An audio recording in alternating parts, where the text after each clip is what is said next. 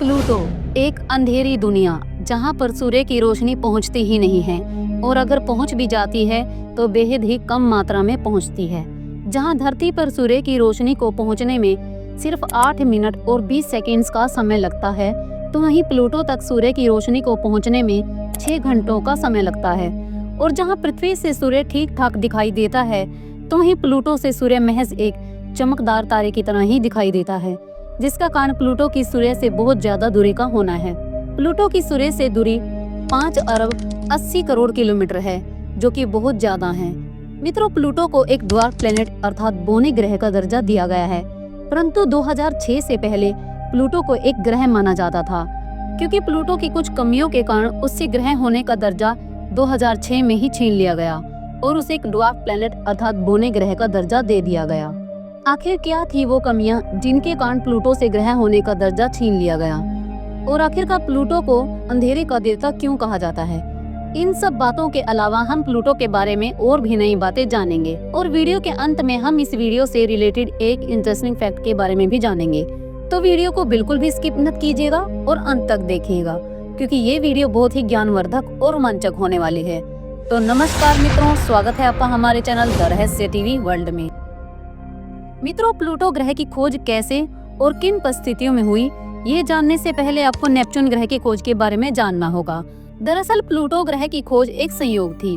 सन 1840 में अर्विन ले वेरियर ने अपने अध्ययन से ये भविष्यवाणी की थी कि यूरेनस ग्रह के बाद भी कोई तो ग्रह है और इसकी मौजूदगी यूरेनस की गति और इसके ऑर्बिट पर प्रभाव डाल रही थी, जिसके कारण अर्विन ले वेरियर के अध्ययन में लगातार गड़बड़ी हो रही थी। अर्विन ले वेरियर ने जहां पर किसी अज्ञात ग्रह के होने की बात कही थी, उसी को ध्यान में रखते हुए बर्लिन वेधशाला के खगोलशास्त्री जॉन गॉटफ्राइड गैले ने 23 सितंबर 1846 को नेपच्यून ग्रह की खोज की थी। इस प्रकार 19वीं सदी के अंत तक 8 ग्रहों को खोज लिया गया था।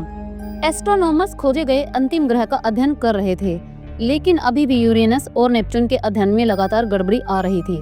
कुछ तो ऐसा था जो इन दोनों को प्रभावित कर रहा था। एस्ट्रोनॉमर पर्सिवल लोवेल ने सोचा कि ये नौवां ग्रह भी हो सकता है।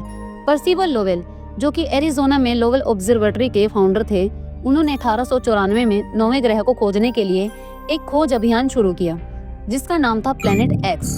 सन 1909 में लोवेल और उनके साथियों ने 9वें ग्रह की स्थिति का अनुमान लगा लिया था। इसी खोज के दौरान 12 नवंबर 1916 को लोवेल की मृत्यु हो गई। लोवेल की मृत्यु के बाद युवा वैज्ञानिक क्लाइड टॉमबर्ग ने प्लेनेट एक्स की खोज जारी रखी। क्लाइड ने प्लेनेट एक्स को उसी जगह खोजना शुरू किया जहां पर लोवेल ने इसके होने की सर्वाधिक संभावना जताई थी। कुछ ही समय बाद क्लाइड टॉमबर्ग ने एक ऐसा बिंदु खोज निकाला जो कि अपनी जगह से बार बार मूव कर रहा था, और यही था हमारा नौवां ग्रह प्लूटो।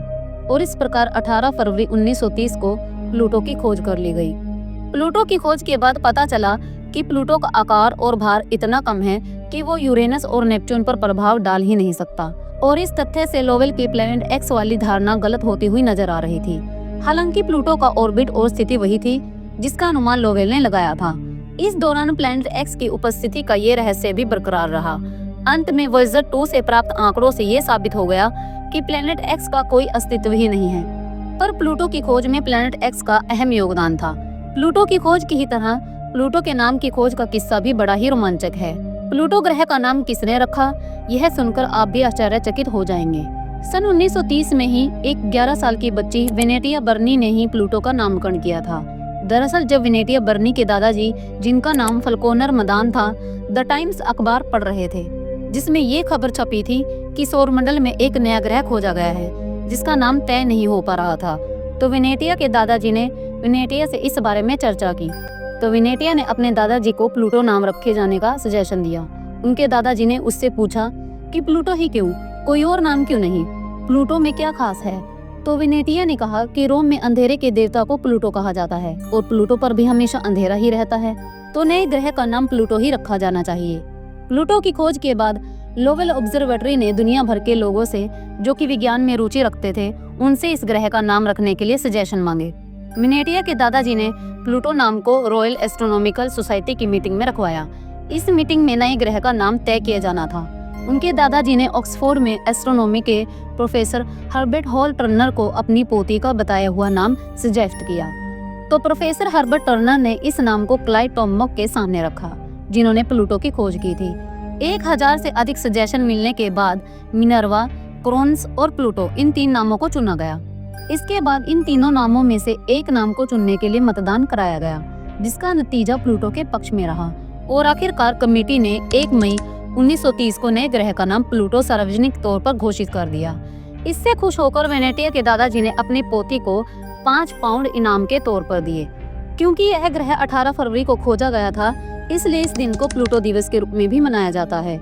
सूर्य से बहुत अधिक दूरी होने के कारण प्लूटो को सूर्य का एक चक्कर लगाने में 248 सालों का समय लग जाता है। प्लूटो पर एक दिन पृथ्वी के 6.4 दिनों के बराबर होता है, यानी कि इस ग्रह का 24 घंटा पृथ्वी के 153 घंटों के बराबर होता है। आपको जानकर ये हैरानी होगी कि प्लूटो का व्यास हमारे चंद्रमा से भी कम है। प्लूटो का व्यास लगभग 2377 किलोमीटर यानी कि 1476 माइल्स है, जबकि हमारे चंद्रमा का व्यास लगभग 3474 है। प्लूटो का आकार हमारे चंद्रमा का 1/3 है, यानी कि प्लूटो का आकार हमारे चंद्रमा के तीसरे हिस्से के बराबर है। प्लूटो की कक्षा अंडाकार है। अपनी कक्षा पर ऑर्बिट करते हुए कभी कभी यह नेपच्यून ग्रह की कक्षा को लांघ जाता है। तब नेपच्यून की बजाय प्लूटो सूर्य के समीप होता है और सबसे विचित्र बात तो ये है कि प्लूटो की कक्षा झुकी हुई है, जो कि इसे दूसरे ग्रहों से अलग बनाती है। अब एक सवाल जिसको लेकर अक्सर कई लोगों में ये कंफ्यूजन बना रहता है कि क्या प्लूटो कुइपर बेल्ट का हिस्सा है या नहीं। तो आपको बता दें कि प्लूटो कुइपर बेल्ट में मौजूद नहीं है, लेकिन यह एक तरह से कुइपर बेल्ट का हिस्सा भी है। वो कैसे, तो चलिए हम आपको समझाते हैं। दरअसल प्लूटो की कक्षा कुइपर बेल्ट से होकर गुजरती है। कुइपर बेल्ट मार्स और जुपिटर के बीच में स्थित एस्टेरॉयड बेल्ट के जैसी ही है, पर एस्टेरॉयड बेल्ट से थोड़ी अलग है। जहां एस्टेरॉयड बेल्ट में छोटे बड़े एस्टेरॉयड्स मौजूद हैं, तो वहीं कुइपर बेल्ट में ढेर सारी छोटी बड़ी आइसी बॉडीज हैं। ये आइसी बॉडीज कई सारी चीजों से मिलकर बनी होती हैं, जैसे कि रॉक्स, डस्ट और गैसेस। इसके अलावा कुइपर बेल्ट में कुछ छोटे बड़े एस्टेरॉयड्स और मीटोरॉयड्स भी पाए जाते हैं। कुइपर बेल्ट में मौजूद इन ऑब्जेक्ट्स को टाइम कैप्सूल माना जाता है, जो कि हमारे सौरमंडल के निर्माण से अब तक उसी अवस्था में मौजूद हैं। इसके अलावा कुइपर बेल्ट ढेर सारे ड्वार्फ प्लैनेट्स का घर है, जिनमें से हमारा प्लूटो भी है। प्लूटो के ऑर्बिट के कुइपर बेल्ट में से होकर गुजरने के कारण ही प्लूटो को KBO यानी कि कुइपर बेल्ट ऑब्जेक्ट भी कहा जाता है। लेकिन प्लूटो बाकी ऑब्जेक्ट्स की तरह कुइपर बेल्ट में फ्रीली मूव नहीं करता है कि यहाँ वहाँ घूम सके, बल्कि प्लूटो अपनी कक्षा में ही रहते हुए कुइपर बेल्ट के बीच में से होकर गुजरता है। कुइपर बेल्ट में से होकर गुजरने के कारण और अपनी कक्षा को साफ न रख पाने के कारण ही प्लूटो से ग्रह का दर्जा सन 2006 में छीन लिया गया था और तब से हमारे सौरमंडल में सिर्फ 8 ही ग्रह रह गए हैं: बुध, शुक्र, पृथ्वी, मंगल, बृहस्पति, शनि, यूरेनस और नेपच्यून। अंतरराष्ट्रीय खगोलीय संघ ने ड्वार्फ प्लैनेट्स की एक लिस्ट भी जारी की, जिसमें प्लूटो के साथ कई ऑब्जेक्ट्स को भी ड्वार्फ प्लैनेट्स का दर्जा दिया गया, जिनकी लिस्ट में शामिल है सेरेस, जो कि मार्स और जुपिटर के बीच पाई जाने वाली एस्टेरॉयड बेल्ट में स्थित है। उसको बोने ग्रह का दर्जा दिया गया है। एरिस प्लूटो से थोड़ा आकार में बड़ा है और कुइपर बेल्ट से जुड़ी हुई स्कैटर्ड डिस्क के अंदर पाया जाता है। यह भी अपने क्षेत्र को साफ न रख पाने के कारण ही ड्वार्फ प्लैनेट्स की लिस्ट में आता है। ओमिया, यह भी अपनी ओवल शेप के कारण ड्वार्फ प्लैनेट्स की लिस्ट में शामिल है। इनके अलावा मैके भी कुइपर बेल्ट का ही हिस्सा है और इसका अपना एक वीक एटमॉस्फेयर भी है। यह भी ड्वार्फ प्लैनेट की लिस्ट में शामिल है। मित्रों, हमारा प्लूटो एक ड्वार्फ प्लैनेट है तो क्या हुआ, लेकिन हमारे प्लूटो के पास 5 अपने चंद्रमा हैं, जो कि बेहद ही खास हैं। प्लूटो के सबसे बड़े चंद्रमा चारोन की खोज जेम्स क्रिस्टी, जो कि एक अमेरिकन एस्ट्रोनॉमर थे, उन्होंने प्लूटो के सबसे बड़े मून चारोन की खोज 22 जून 1978 को की थी। ये प्लूटो के सबसे करीब और सबसे बड़ा चंद्रमा है। प्लूटो के चंद्रमाओं की खोज अलग अलग समय पर हुई थी, लेकिन निक्स और हाइड्रा की खोज एक ही समय पर 15 मई 2005 को हुई थी, जिसे नासा के हब्बल स्पेस टेलीस्कोप के माध्यम से अमेरिकी एस्ट्रोनॉमर हॉल वीवर और उनकी टीम द्वारा खोजा गया था। कैरबरोस, ये भी प्लूटो का ही एक चंद्रमा है। इसकी खोज भी हब्बल स्पेस टेलीस्कोप के माध्यम से 28 जून 2011 को की गई थी। स्टाइक्स प्लूटो का 5वां और सबसे छोटा मून है। इसकी खोज भी हब्बल स्पेस टेलीस्कोप से हुई थी। 1930 में क्लाइड टॉम्बोक द्वारा प्लूटो ग्रह की खोज के बाद नासा के हब्बल स्पेस टेलीस्कोप द्वारा 1996 में प्लूटो की फेंट ऑब्जेक्ट कैमरा द्वारा इमेज कैप्चर की गई। इसके बाद हब्बल स्पेस टेलीस्कोप के द्वारा 2002 से 2003 के बीच कई तस्वीरें ली, जो कि काफी धुंधली और अस्पष्ट थी। प्लूटो की बहुत ही ज्यादा दूरी होने के कारण और प्लूटो का आकार छोटा होने के कारण हब्बल स्पेस टेलीस्कोप ऐसी ही इमेज कैप्चर कर पाया। ऊपर से हब्बल स्पेस टेलीस्कोप के कैमरास उन दिनों इतने एडवांस भी नहीं थे कि वे प्लूटो की एक स्पष्ट छवि कैप्चर कर पाते। इसके बाद 2015 में नासा के न्यू होराइजन्स मिशन के द्वारा प्लूटो की स्पष्ट और विस्तृत छवियां ली गई। न्यू होराइजन्स मिशन का सफर बेहद ही रोचक और ज्ञानवर्धक है, जिसके बारे में चर्चा हम फिर किसी और वीडियो में करेंगे, जो कि एक अलग विषय है। अगर आप न्यू होराइजन्स मिशन के बारे में हमसे डिटेल में जानना चाहते हैं तो हमें कमेंट्स में जरूर लिखिएगा, हम उस पर एक अलग से वीडियो जरूर बनाएंगे। तो बढ़ते हैं आगे टॉपिक पर। वैज्ञानिकों का मानना है कि प्लूटो पर जीवन का अस्तित्व संभव ही नहीं है और इसका कारण है प्लूटो की सूर्य से बहुत अधिक दूरी, क्योंकि प्लूटो पर सूर्य की रोशनी बेहद ही कम मात्रा में पहुंचती है, जिसके कारण प्लूटो पर गर्मी बेहद ही कम है। यह यूं कहें तो बिल्कुल ना के बराबर है। प्लूटो से सूर्य बस किसी चमकदार तारे की ही तरह दिखाई देता है।